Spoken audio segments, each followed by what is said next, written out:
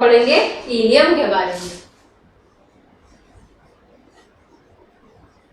देखिए जी, इलियम के पास group of muscles होता है, ग्रुप ऑफ मसल्स, यानी कि मांसपेशियों का एक समूह होता है। इस समूह को बोलते हैं विली। इस समूह को क्या बोलते हैं? विली। अगर मैं डायग्राम बनाऊं तो आपकी छोटी आंत के अंदर इस प्रकार से पाई जाती है, ठीक है। ये उंगली, इस तरीके से ये उंगलियां पाई जाती है। इनके अंदर क्या आता है? भोजन आता है। इनके अंदर क्या आता है? भोजन। कौन सा भोजन आ रहा है? Digested food. डाइजेस्टेड फूड यानी कि पचित भोजन आ रहा है। अब विलीज का फंक्शन क्या होता है? भाई विलीज के दो फंक्शन होते हैं। विलीज के जो कार्य होते हैं वो दो होते हैं। पहला कार्य क्या होता है? ये स्पेस देती है, लिख देते हैं, provide space for digested food. Provide space for digested food. पचित भोजन को रास्ता देती है अंदर आने के लिए। पहला काम, पचित भोजन को रास्ता दे रही है अंदर आने के लिए। दूसरा काम, एब्जॉर्ब और न्यूट्रिएंट्स फ्रॉम डाइजेस्टेड फूड।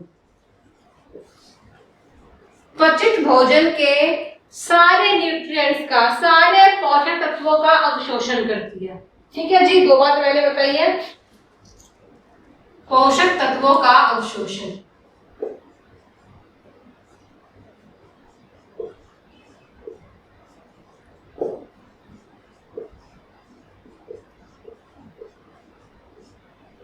ठीक है, और एक सतह प्रदान करना। ये दो काम हो गए। फिर तीसरा काम क्या होता है? पास या पासिस ऑल न्यूट्रिएंट्स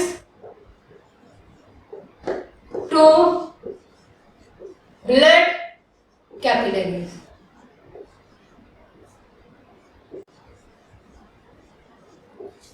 सारे पोषक तत्वों को रक्त नलिका तक पहुंचाना। नलिका तक पहुंचाना कौन पहुंचाती है? विली। ये तीन काम है। पहले तो अपने पास बुलाया, लालच दिया, आजो आजो आजो, फिर क्या करती है? सारे न्यूट्रिएंट्स को चुरा लेती है। किस तक पहुंचा देती है? ब्लड कैपिलरीज तक, यानी कि हमारे खून तक भोजन में से पोषक तत्व चुरा के कौन पहुंचाता है? विली। और विली किसका हिस्सा है? इलियम का। तो छोटी आंत के उस हिस्से का नाम बताओ जो भोजन के पोषक तत्वों को रुधिर तक, ह्यूमन ब्लड तक पहुंचाती है। क्या नाम लिखोगे? इलियम। किसकी मदद से? विलीज की मदद से। किसकी मदद से? विलीज की मदद से। अब देखो उसके बाद क्या हुआ? सारा भोजन ये वाला इलियम से कहां पे आ गया? अपेंडिक्स के अंदर आ गया।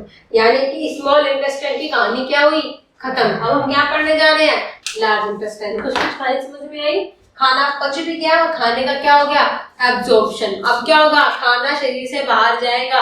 इनकमिंग हो गई, आउटगोइंग करानी बाकी है, तो क्या होगी? यहाँ से आउटगोइंग होगी। तो यहाँ से स्मॉल इंटेस्टाइन के इन दो पार्ट को मैं मिटा देती हूँ, थोड़ा मुझे भी स्पेस मिल जाएगा। और हम क्या पढ़ेंगे जी? लार्ज इंटेस्टाइन के बारे में कुछ कुछ बातें जानेंगे जो आपके सिलेबस के लिए इम्पोर्टेंट है और जहां से लगता है कि आपके क्वेश्चंस के आने के चांस होते हैं। देखो भाई, याद रखना, गैस्ट्रिक ग्लैंड से बहुत है। Gastric gland, mouth cavity, most important है, क्वेश्चंस आते हैं वहां से।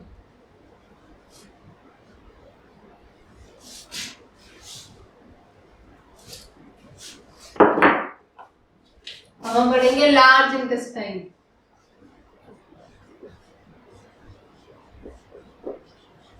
यानी कि बड़ी आंत। अब बड़ी आंत पढ़ने के लिए लीवर की जरूरत नहीं है, गॉल ब्लैडर पैंक्रियास की भी नीड नहीं है। इतनी नीड हमको नहीं पड़ेगी।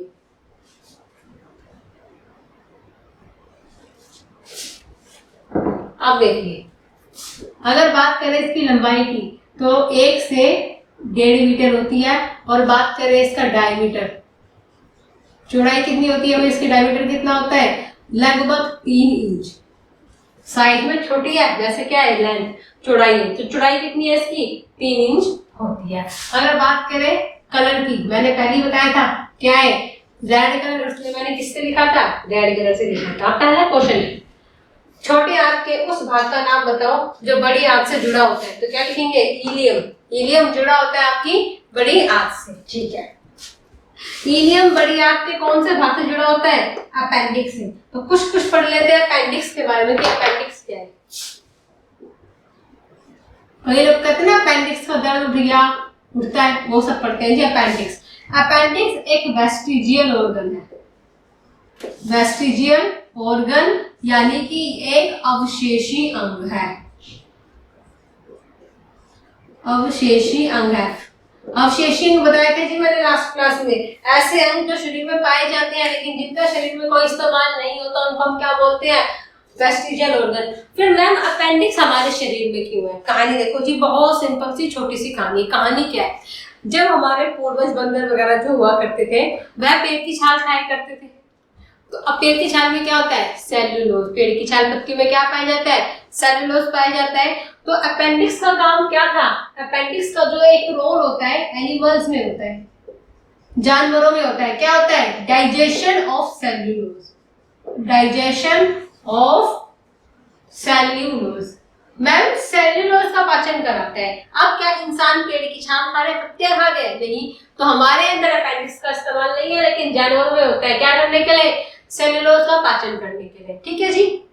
हमारे लिए वेस्ट था, हमारे लिए क्या था, अब तक वेस्ट था, लेकिन कहते हैं भगवान ने कोई भी चीज फिजूल में नहीं बनाई।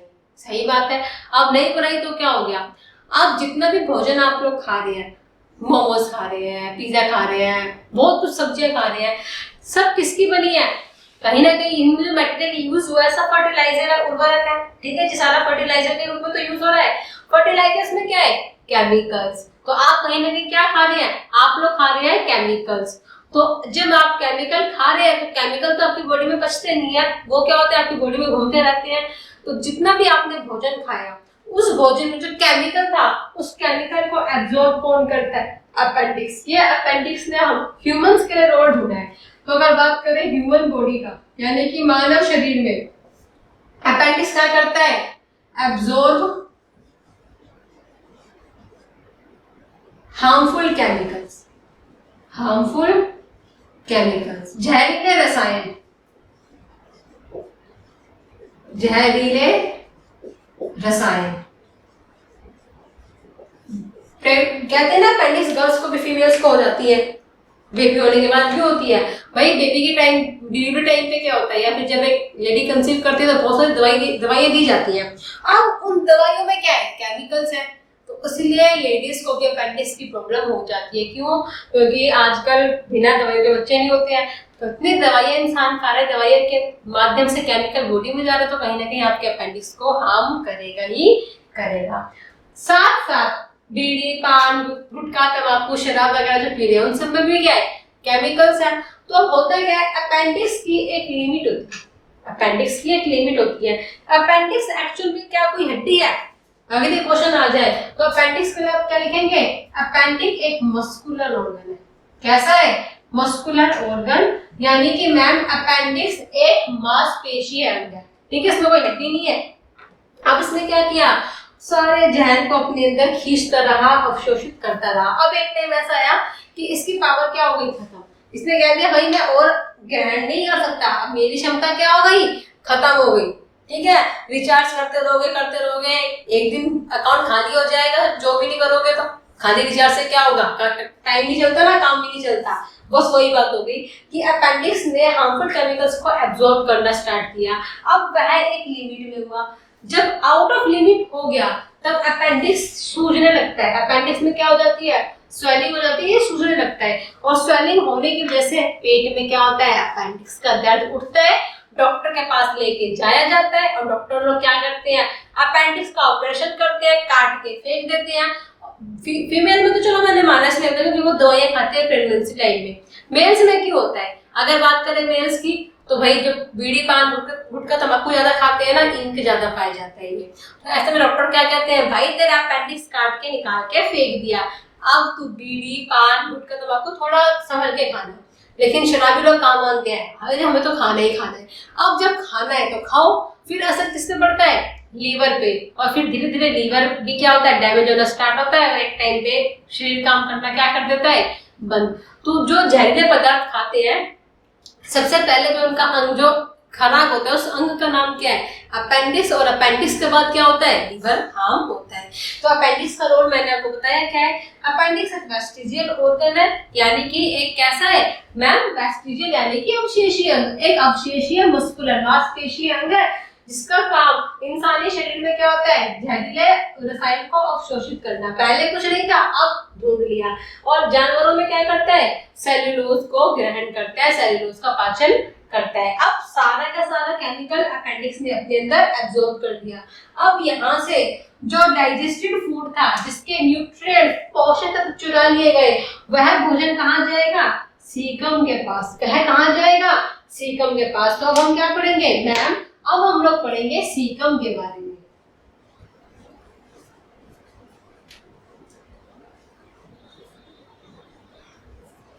अब हम क्या पढ़ेंगे, सीकम के बारे में।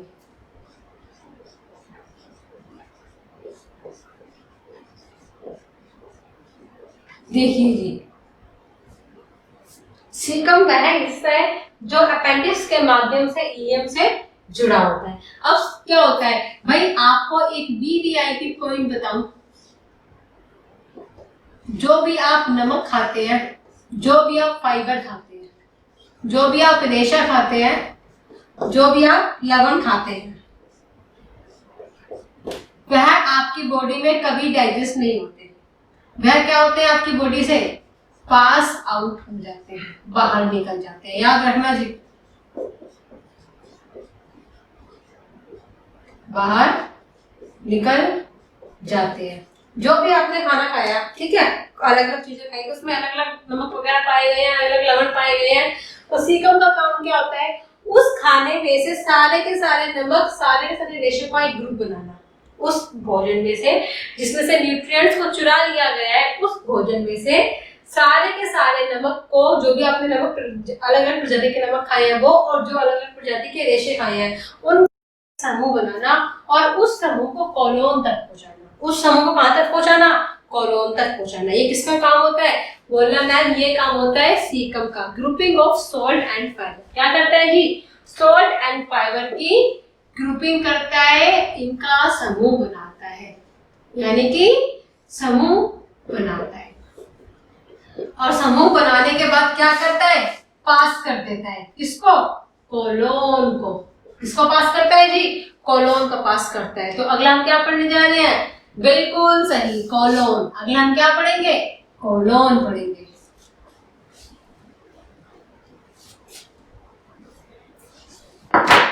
अब तक जो भोजन था ना, वो डाइजेस्टेड ही था। अब तक भोजन जो पढ़ रहे हैं, डाइजेस्टेड ही पढ़ रहे हैं, ठीक है जी। तो कोलोन, हिंदी में भी कोलोन जाएगा भाई, एक बार लिख चुकी हूँ, कितनी बार लिखवाओगे, कोलोन। भाई कोलोन का मेन फंक्शन क्या होता है, कोलोन का मेन फंक्शन क्या होता है, डाइजेस्टेड फूड, यानी कि जो आपका पचित भोजन होता है, जिसमें से पोषक तत्व गायब हो जाते हैं, उसको कन्वर्ट करना, किसमें, वेस्ट फूड में, यानी कि मल भोजन। मल भोजन याद रहेगा।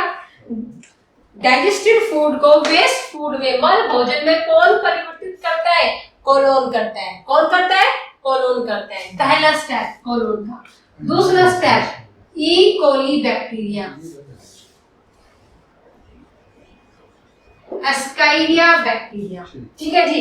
ये एक बैक्टीरिया है जो कहाँ पाए जाते हैं मैम, ये बैक्टीरिया पाए जाते हैं कोलोन के अंदर। कहाँ पाए जाते हैं, कोलोन के अंदर। अब पचित भोजन बदल गया वेस्ट फूड में, यानी कि मल भोजन में। उसके बाद क्या होगा, ई कोली बैक्टीरिया इस भोजन में से कम 5 से 7% भोजन को खा लेंगे। मल भोजन में से 5 से 7% भोजन को खा लेते हैं। खाने के बाद आपकी बॉडी के अंदर पैदा करते हैं विटामिन B12, और विटामिन B12 का साइंटिफिक नेम क्या होता है? साइनोकोबाल्मिन। कोबाल्मिन हर चीज के अंदर, हर एंजाइम में कोई ना कोई, हर जूस में कोई ना कोई आपका मेटल होता है। इसी तरीके से यहाँ पे जो विटामिन B12 में जो आपका मेटल होता है उसका नाम क्या होता है? कोबाल्ट। याद रखना, साइनोकोबाल्मिन वही विटामिन B12 का साइंटिफिक नेम है। ठीक है जी। और इसलिए विटामिन B12 को बोलते हैं ब्लू विटामिन। ब्लू विटामिन क्यों बोलते हैं बताती हूँ। साइनो वर्ड साइंस में रिप्रेजेंट करता है blue colour. Cyano word science में, बायोलॉजी में क्या रिप्रेजेंट करता है? Blue colour. तो इस साइनो के कारण इसको हम क्या बोलते हैं? ब्लू विटामिन बोला जाता है। अब देखो, विटामिन B12 को पैदा किया किसने? एस्काइरिया ने। क्या मैम ये हमारे शरीर में पहले से नहीं होता? भाई जो आप खाना खाएंगे उसी से तो आएगा। कुछ परसेंट तो आप खाना खा रहे हैं, विटामिन उससे आ रहे हैं, और कुछ परसेंट यानी कि आप मान लो 10% विटामिन कौन बना रहा है? ई कोली बैक्टीरिया आपके शरीर के अंदर बना रहा है। अगर आपकी बॉडी में विटामिन B12 की डेफिशिएंसी होगी, यानी कि कमी आ गई, तो क्या होता है? अनीमिया।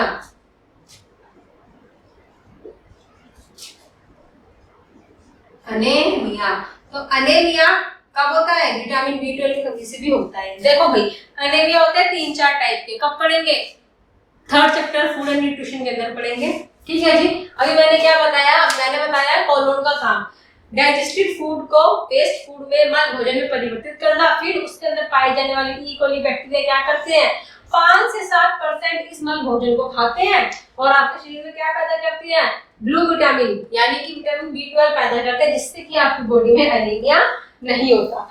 भाई इसका नाम है साइनोकोबाल्मिन। साइनो मींस ब्लू, इसलिए इसको हम क्या बोलते हैं? ब्लू विटामिन बोलते हैं। कोबाल क्योंकि मैम विटामिन B12 के अंदर क्या पाया जाता है? विटामिन B12 के अंदर धातु पाया जाता है। उस धातु का नाम क्या है? कोबाल्ट। अब यहाँ से क्या हुआ? यहाँ से डाइजेस्टेड फूड बदल गया वेस्ट फूड में। अब ये हमारे किसी काम का नहीं है। अब ये क्या करेगा? डायग्राम में समझ लो।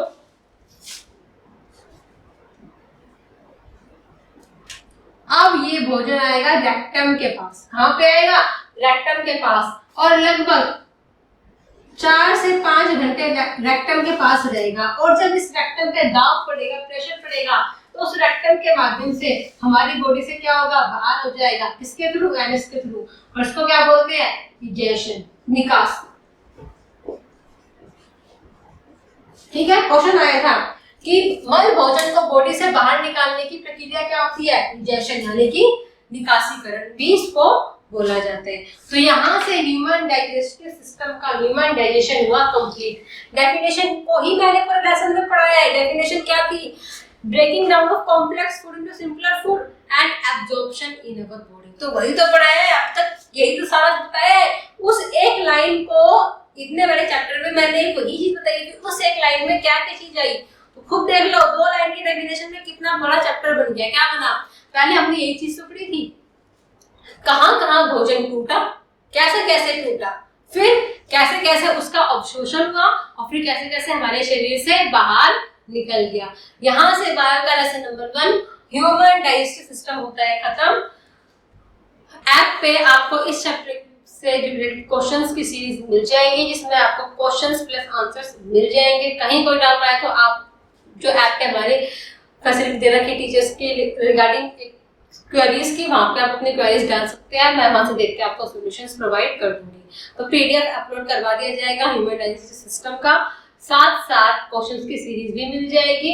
एंड जब एक बार कंप्लीट बायो हो जाएगी, जिस दिन मेरा मूड करा, हर लेसन के क्वेश्चन की सीरीज की मैं बकायदा पेड रिवीजन भी साथ साथ करा दूंगी। अब मेरे दिए हुए क्वेश्चंस की सीरीज में फायदा क्या है? फायदा सिर्फ आपको इतना मिलेगा, पर्टिकुलर क्वेश्चन के साथ में आंसर मिलेगा, इसका रीजन मिल जाएगा, और साथ में आप लोग खुद ये देख पाएंगे कि मैम के पढ़ाए हुए में से कितने कितने क्वेश्चन सीपीयू के अंदर आ चुके हैं, कितने आपके रेलवे में आ चुके हैं, कितने आपके आईबी के अंदर आ चुके हैं। तो बहुत सारे एग्जाम्स में आपको मिलेंगे, स्पेशली हमारा बैच एसएससी के लिए है, तो एसएससी से रिलेटेड क्वेश्चंस तो आपको पक्का पक्का ही मिल जाएंगे। रेलवे के लिए कुछ क्वेश्चंस का लेवल चेंज होता है, तो उसके लिए मैं एक अलग से पीडीएफ जारी करूंगी, और साथ में को सोल्व भी करवा दूंगी, क्योंकि जो एसएससी का पीडीएफ मेरे पास है वो पूरा सोल्व है, बट रेलवे के लिए मैं आपको सोल्व अपने हाथ से खुद करवाऊंगी।